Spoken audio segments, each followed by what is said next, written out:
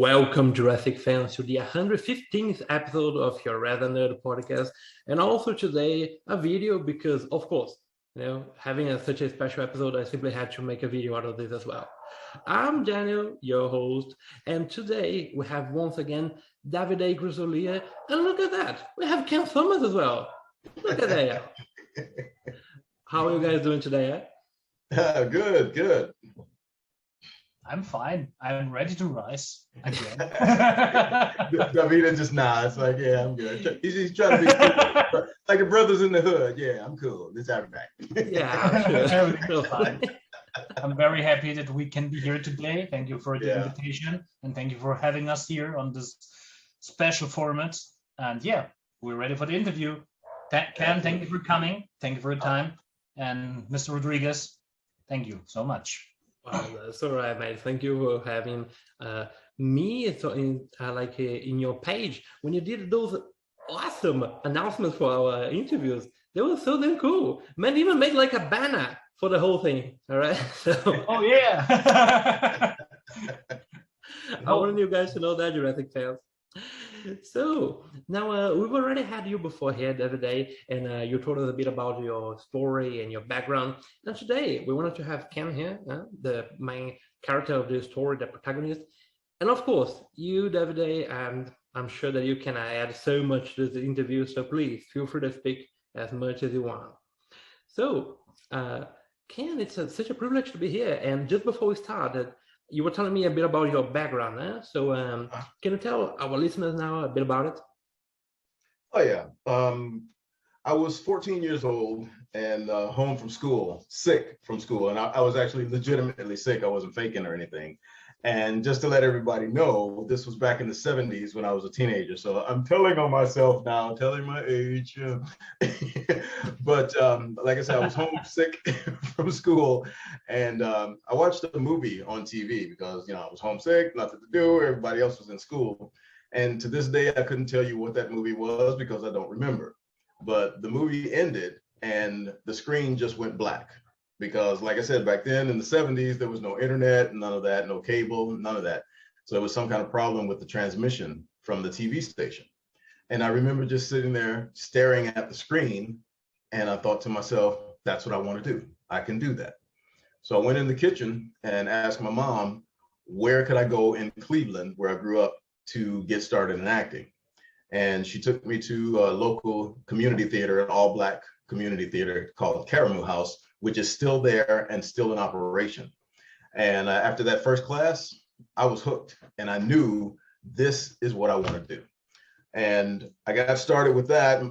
Even from the beginning, I knew I wanted to do film. But with the theater, I started on live stage theater, and that's the best thing that could have happened to me. Because when you're there on stage and the audience is right there and everybody's looking at you, something goes wrong, your brain, you've got to be real quick with improv to be able to cover it and keep everything going. Because most of the time, the people in the audience, they know the script and they know the show. So depending on what you do with the improv, everybody's going to know. And how you react to a mistake lets people know whether or not it was a mistake. If everybody stays cool and covers it, you're good to go. People will know you made a mistake, but the instant you go, oh man, you're done. So you just have to keep a cool head and keep everything going. So it's interesting that you mentioned improving because in this movie, we of course know that the script was pretty well written, but did you have to do any kind of improving during it? In Bad Rap? Yeah, did you? Oh yeah, absolutely. And that's one of the things I really like about Davide as a director. He has no problem with that, because it's just, as you're filming, you have the script in your head and your lines in your head, but anything can happen that could give you just an inspiration for something else to add in.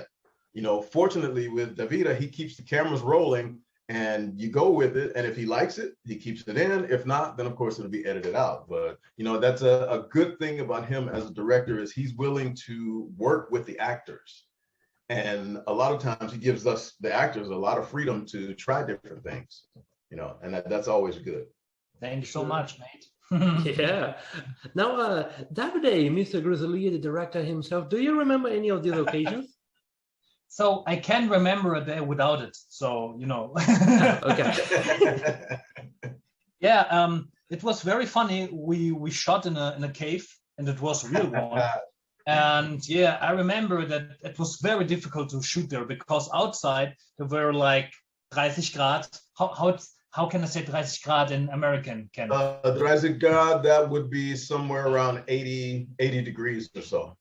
Whoa. Yeah, that's hot in English. Very, very hot. Yeah. It was a damn hot day. And I remember that in that cave, there was like, I don't know, like 2 grads or something like this. So Yeah, it was that cave was cold. Cave was cold.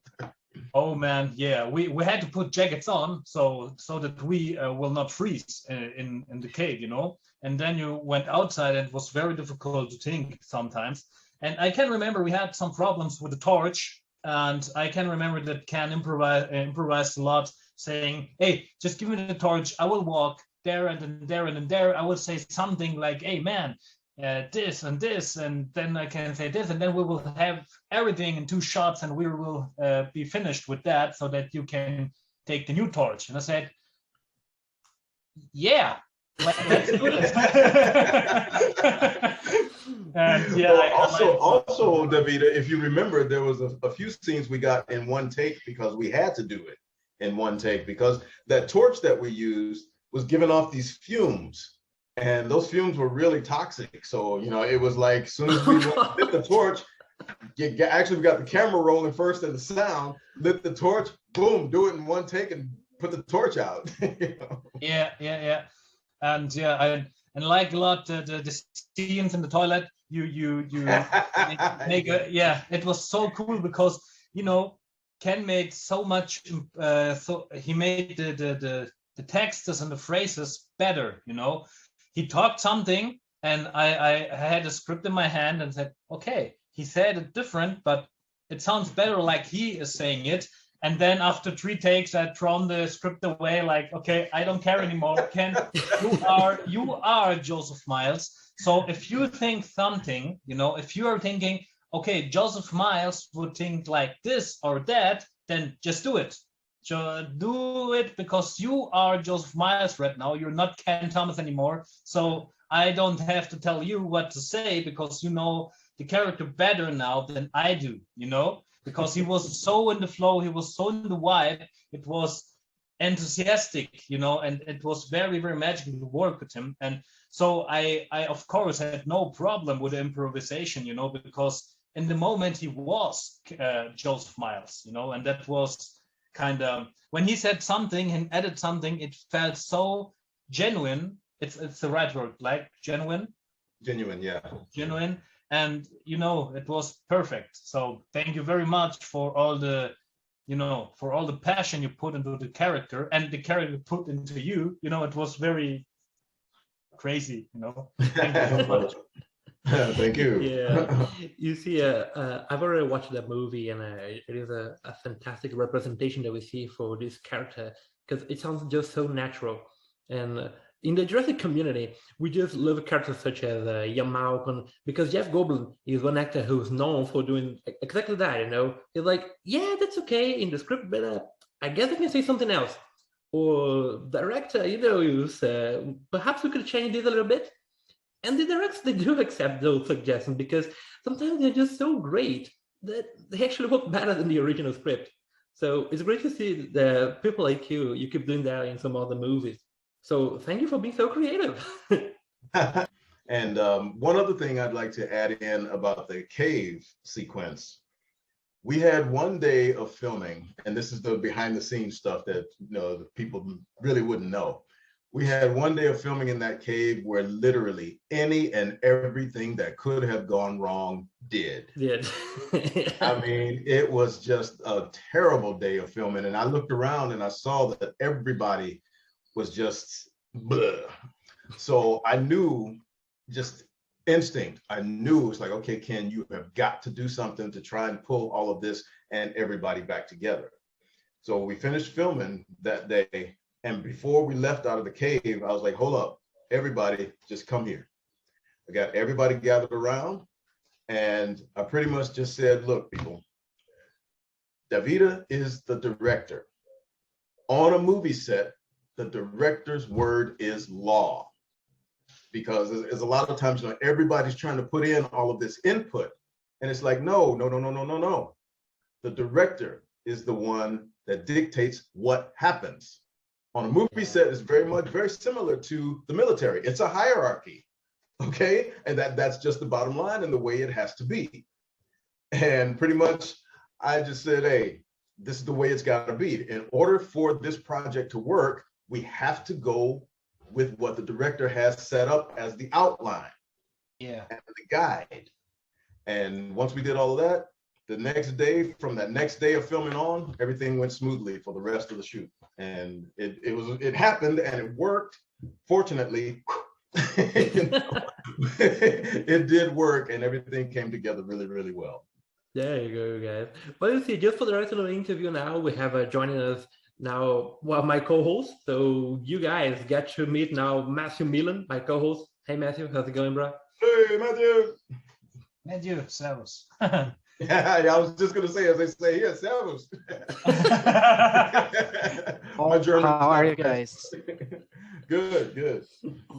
So I just asked Matthew before this because I didn't know whether or not he had watched Bad Rap Rising, but he had, so it's okay.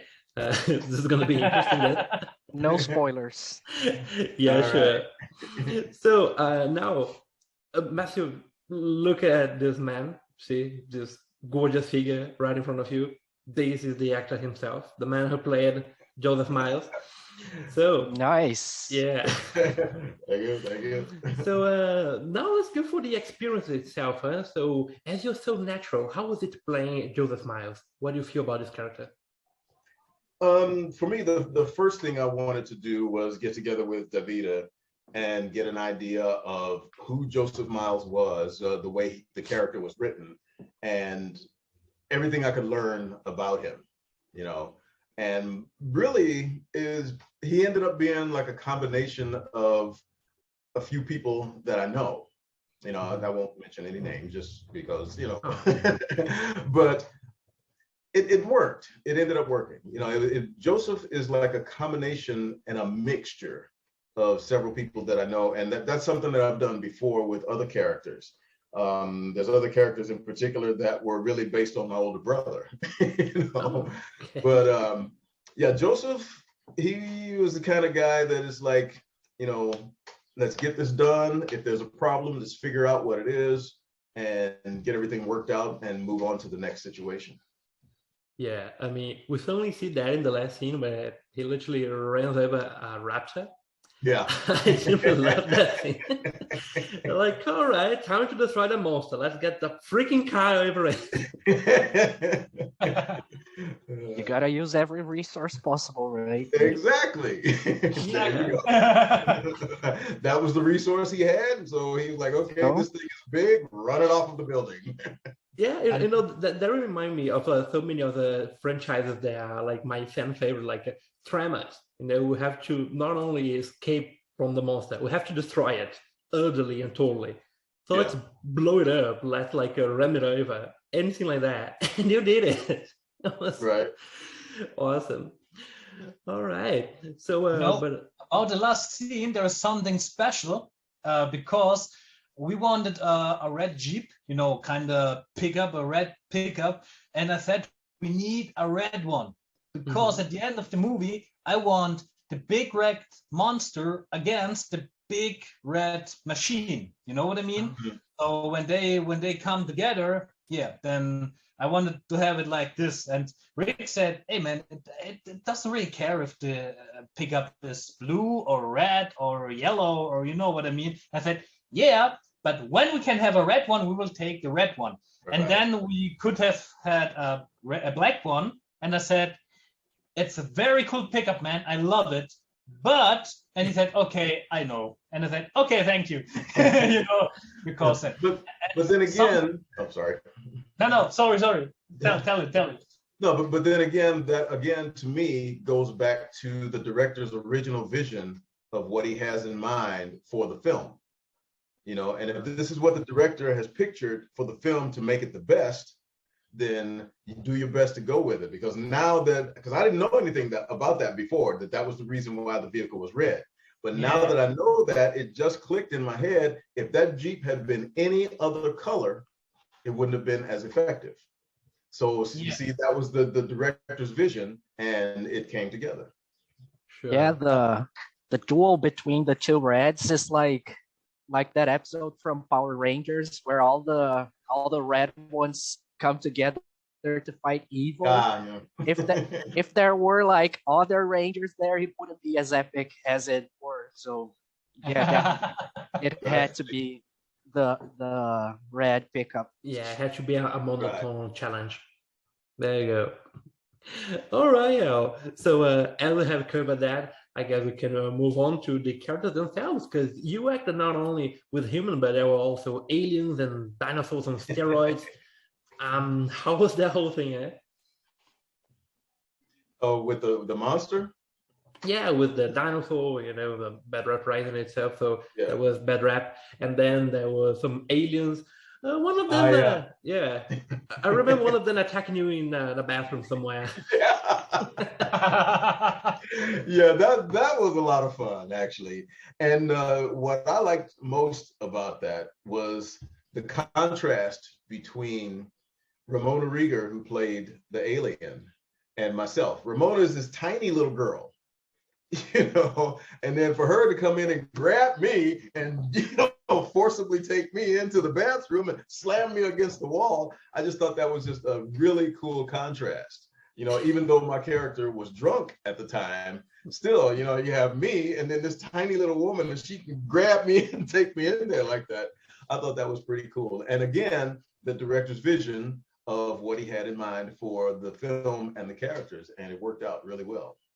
It should, yeah. I think we got really lucky. Did you guys had to do many takes on that scene because someone wasn't able to hold their laugh, or did it go smoothly? I'm glad you asked that, because this on the day we filmed that, after we filmed everything, I turned around to all of the extras and the people that were at the tables in the background, and I told them thank you, because everybody stayed in character perfectly. And that's a rare thing on a film set, because usually there's somebody, on one take, you got somebody, scratching their head or talking when they're not supposed to be talking or something. These guys were just on point. And I noticed it, and I made sure to let them know, hey, thank you, I appreciate it. And the director appreciates what you've done, because when you look, a lot of people don't even pay attention to the background stuff in a film. But me being an actor, I try to look at the whole picture. And when I noticed that, because there was a couple of takes where I really paid attention, I was like, whoa, everybody's really staying in character very well. This is really cool. And the other good thing about it, it means that the day is not going to be very long, because there's not as many takes that you have to do. I remember still being back home drinking some Budweisers. Exactly. Oh, Budweiser, dude, you just blew my image of you. If you're going to drink beer, you got to drink German beer. Come on now. What? I don't think we have many German beers here. Well, okay, Brazilian beer. Yeah, we ain't that good, I tell you what. And Matthew does know even better, because he's a good drinker. Let's not call him drunk. Not an alcoholic. If you're not an alcoholic, if you only drink at night. Sure. Or a great motto for life. All right. Okay, moving on. Yeah. So next question, I guess. So last time Davide was here, we talked to him about a possible sequel, because we indicated in the last scene, in that one scene with the Ninja Turtle and the Predator. So would you like to be in a sequel if that happened? Oh, absolutely. Working with Davide again, absolutely. That would be really cool. Plus, it would give a little continuation as to what happened to Bad Rap. Because once you look down and he's not there, it's like, uh-oh, where did he go?